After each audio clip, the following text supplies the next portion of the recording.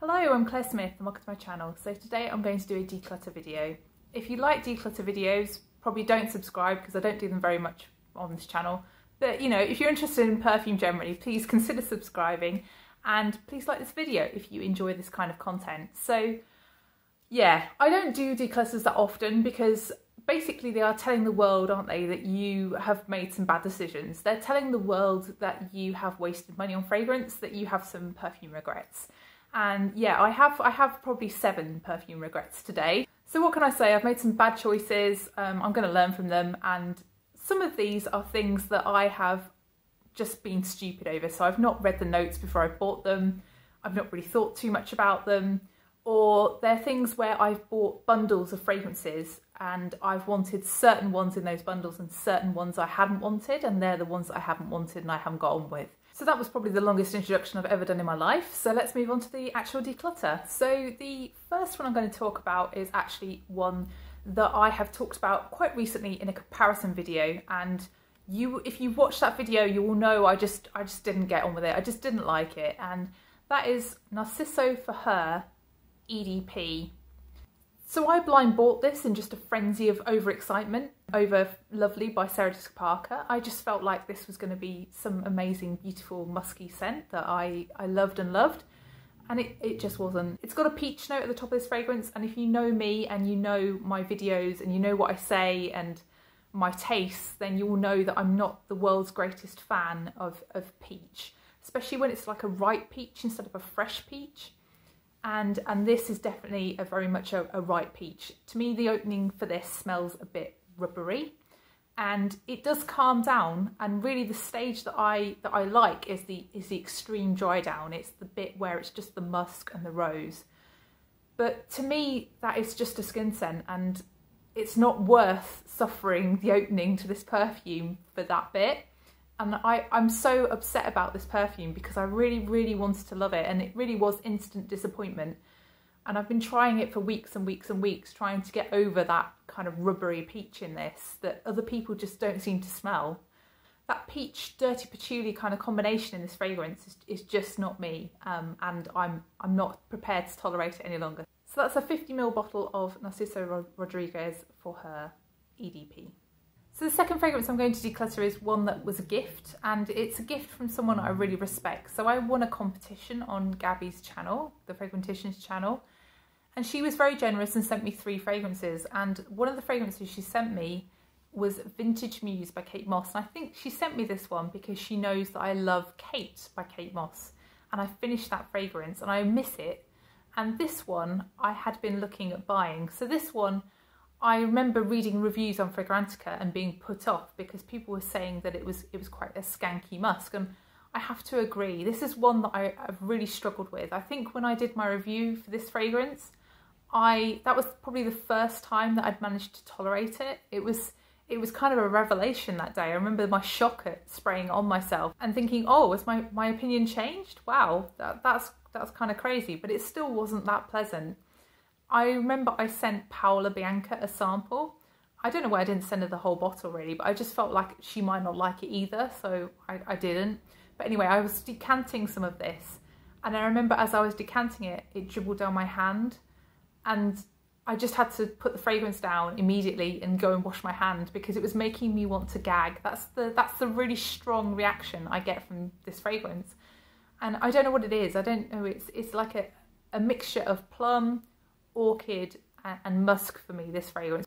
It did remind me a little bit of Agent Provocateur by Agent Provocateur, and I think that's what made me keep this fragrance for so long, because I did get this fragrance back in September.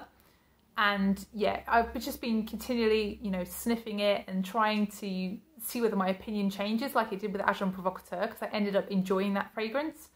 But this one is just a no. I think this just needs to go because I'm never going to reach the point at which this is a pleasant thing for me to wear. Not for me, but it could be for someone else. That's Vintage Muse, a 30ml bottle by Kate Moss. So the next fragrance is actually one that's already left my collection. It's sold incredibly quickly, which I think is just testament to how popular it is basically.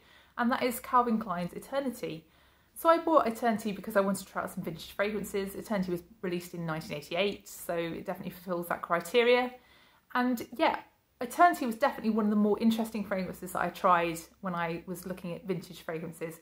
Calvin Klein's Eternity really does stand out. It's got a really weird transition of notes. So it starts off quite spicy and warm and green and herbal, and then it sort of transitions more into a soapy, cold, floral rose. But throughout this fragrance there's a carnation note, and I'm really not good with carnation. So carnation to me can smell like cloves, and I'm really not the greatest fan of cloves. Yeah, when carnations smell like cloves, it's just not for me. There's absolutely nothing wrong other than that carnation note for me with Eternity. I think that it's got amazing lasting power, it's got amazing projection. It's, you know, it's fine apart from that carnation note. It's just my personal taste. So yeah, Calvin Klein's Eternity is gone. So the next fragrance is actually a celebrity fragrance, and it's one that I bought as part of a bundle, and it's just one that I ended up just not loving basically. So this is JLo's Enduring Glow, and the problem with this fragrance is that it really reminds me of two other fragrances in my collection, one in particular. So it really reminds me of Versace Vanitas EDT, and I just don't feel like I need 2 or possibly 3 fragrances with exactly the same kind of scent profile. Both of these are watery florals, and yeah, I just don't need it. I have enough fragrance that I don't need overlapping scent profiles. And this is a perfectly fine but quite generic celebrity fragrance. It's just a pleasant watery floral. There's nothing that makes this stand out to me, but it's not a bad perfume. It's really not something that I'm dissing. It's something that I just don't need. So that's the only reason I'm getting rid of this one. The longevity is fine, the projection is okay, but you know, I just don't need it. I'm sad to lose JLo's bum, which is what these bottles are modelled on, but other than that, that's my only regrets. So that's the 50ml bottle of JLo Enduring Glow. The next couple of fragrances I bought as part of a bundle as well, and they're just ones that I ended up not loving basically. So the first one is Moschino's So Real from the Cheap and Chic line. This fragrance is just a bit strange. So I got really excited over Moschino fragrances in the summer because I picked up Funny, and I absolutely love that fragrance. It's just such a beautiful bitter citrus scent with peony, and it's just really uplifting and I really love it. But this one I'm just not sure about. So this fragrance opens with a bitter citrus again, but there's definitely also like watery florals in this. And normally that's something that I do quite enjoy, but it also smells really soapy. So it really reminds me of washing powder, and I just can't see myself reaching for this one over the summer. I can't see myself wanting to smell like this. Even though it is quite a pleasant smell, it's just not very much like something I would associate with a perfume, just more sort of something that I would associate with detergent. So yeah, I'm just getting rid of this one. So this is So Real by Moschino. So the next fragrance I'm going to declutter is actually one from the same line, and it's Chic Petals by Moschino. This one I think is quite well regarded because it has a strawberry note, and I think people quite like strawberry, don't they, in fragrances. I would say, to me, this doesn't smell of strawberries at all. I think it smells very much more of pomegranate. I get like a squeaky teeth feeling from this fragrance in the beginning, and then it kind of goes more watery and smells more woody as well. It's a really weird fragrance, really. It kind of reminds me of cranberry juice, even though it doesn't smell of it. It's definitely got that squeaky teeth feel. And also of cress at a point in this fragrance. I'm really not sure what reminds me of cress. But the problem I have with this fragrance, other than I'm not that keen on the smell, is that it lasts like, I don't know, an hour and then it's completely gone. And yeah, I just don't really enjoy it enough to put up with that. I think this one is just something that I wouldn't reach for over the summer. I haven't reached for it over this summer, so I think it just needs to go. So that's Moschino Chic Petals. So the final fragrance I'm going to declutter is one from Jimmy Choo, and it's one that I've had for quite a long time, and it's Jimmy Choo Blossom.